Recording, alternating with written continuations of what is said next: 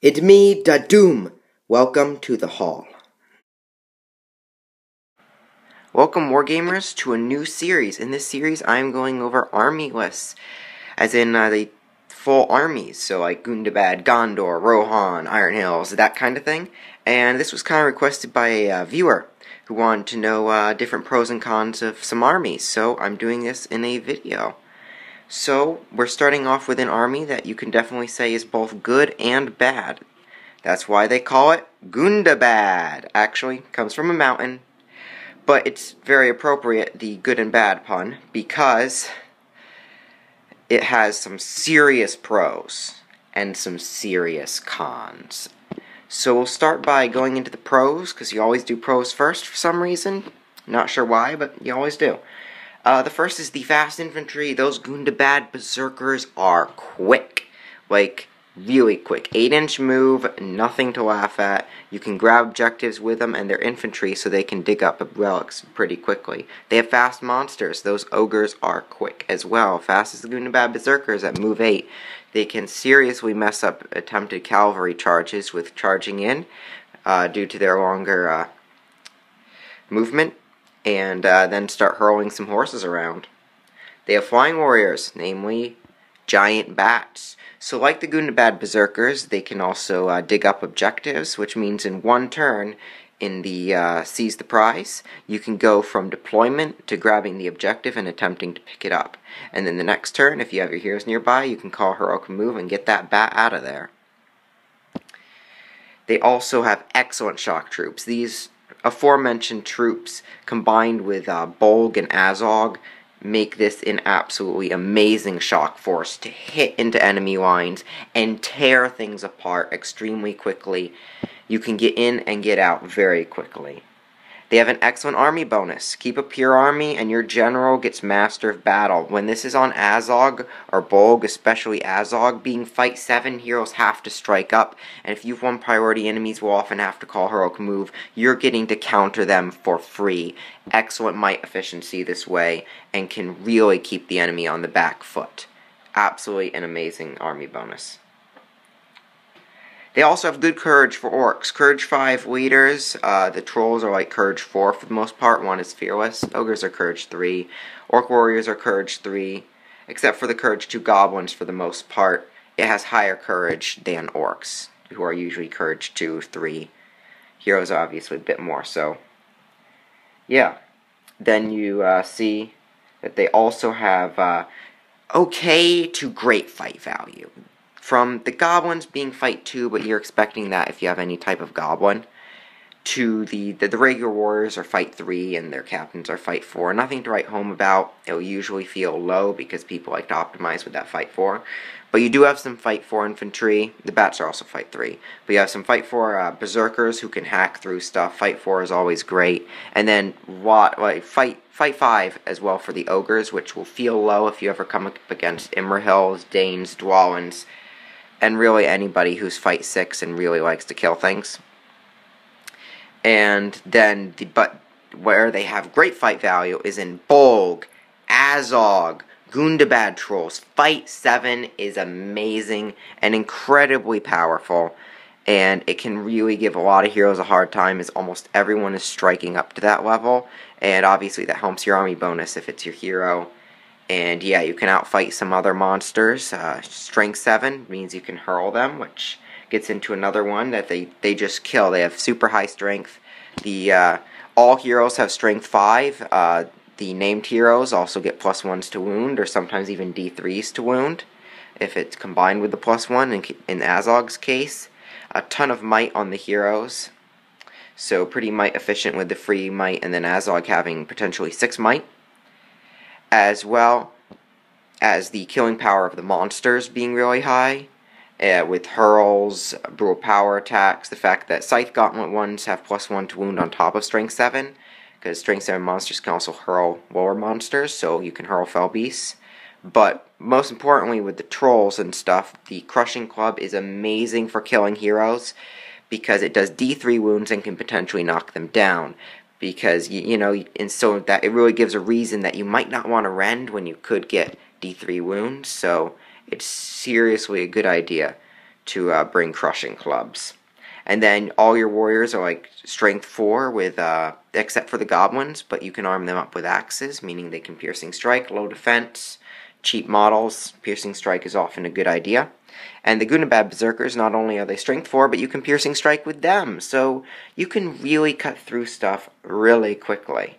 And I've seen them. They even Iron Hills, if they lose a combat to piercing striking Gundabad berserker, they're in trouble.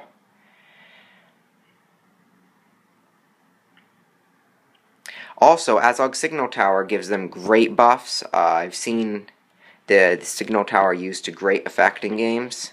And, yeah, with Azog, it can make great might efficiency and pretty powerful armies, depending on how you build the rest of your army after Azog and the Signal Tower.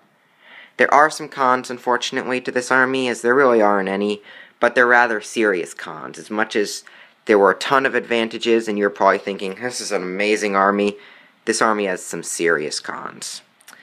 The first part is there are no warrior cav, and there are no generic hero cav. So if you want to go captain spamming, but you want to bring some Gundabad berserkers, your Gundabad berserkers are going to run on ahead of your captain. So you need a named hero, which are expensive, costing close to 200 points, 250 points, and a bit less, but that's not too far off from there. And otherwise your guys get left behind from them because there are no mounted captains to keep it cheaper. And as aforementioned, there are no warrior cav, but you have a lot of fast infantry who can grab objectives that cav can't. So you don't have the shock of cav, but you really don't need cav so much. One other problem is, depending on how you build your army, it could move at a lot of different speeds. If you have goblins mixed with orcs mixed with Gundabad berserkers, well, you've got 5-inch, 6-inch, and 8-inch move. So you definitely can run into some serious part of your army is moving faster or slower than the rest of your army problems. So always good to be aware of that and be prepared with a plan to tackle that if you choose different types of movement speeds. They have no shooting whatsoever. No shooting, nada, zip. Shooting is non-existent, with the exception of one siege weapon, which is on the back of a troll, which costs the same as a warband of Gundabad berserkers. So, yeah, the catapult troll, it's obviously it's essentially a trebuchet, so we know how not as effective trebuchets are. The troll's great in combat, can shoot in combat, while he's in combat, the troll. So it's definitely much more effective than a trebuchet, but it's definitely not the most effective shooting. You are expecting to charge your enemy, and not the other way around. You move, your enemy stays still, and if they have good shooting, you're definitely going to take casualties on the way in. They have absolutely no magic. This can obviously be a huge problem in some metas, and for some people is a huge problem. I have seen them used without magic, and magic can definitely be foregone in this army. I've seen it work, and it's definitely, the heroes won't do as much, and trolls won't do as much, but I do know that it is definitely possible to work without magic, but you have to be aware that it's hard to get around not having magic. It's a serious cutback that is difficult to work around if you are not skilled at knowing how to work around it. It also has some of the lower fight value, which I mentioned, like Gundabad ogres being on the lower side of 5 for monsters, and goblins being fight 4, fight 2, goblins being fight 2. Their defense 4, which gets into the next one. Survivability is pretty, it's in some cases, like the Gundabad trolls and the catapult trolls with 5 wounds, Gundabad trolls with defense 8 and 4 wounds, are pretty survivable, but you get, your Gundabad ogres and troll brutes, which are pretty easy to kill. Azog and Bolg are on the more easy to kill side of things than compared to other heroes. They're hard to, if this is assuming that a fight is won against Azog and Bolg. They are quite survivable in the standpoint that they continue to win their fights, and can continue to win their fights as long as magic hasn't gotten them. So that, in that sense of the word, they're very hard to kill, because they don't lose, but if they do lose, they are on the less survivable side. The best defense for warriors is 6, besides aforementioned monsters. And yeah, and then you have defense 5 warriors who will often piercing strike, then defense 4 warriors who will often piercing strike. You're definitely expecting to take casualties and not to survive overly much. So, tactics with this army builds, I've seen Azog's Signal Tower used with Azog and some troops. Won't go into the exact list, but I've seen it used to great effect against me, actually. But it's definitely very effective, and I've usually played Captain Spam, so I bring a ton of warriors. Haven't gotten a chance to use the Gundabad Berserkers as much as I'd like to, but I've gotten them when I have used them, they've been quite effective. Trolls are pretty awesome. Scythe Gauntlets are pretty cool, but really the club is much better, as you're often hurling or rending otherwise, so that +1 to wound rarely helps. And that the option to get D3 wounds while striking normally, and plus a possible knockdown if they survive, is really much better than a +1 to wound, unfortunately, for the fact that the scythes look so cool.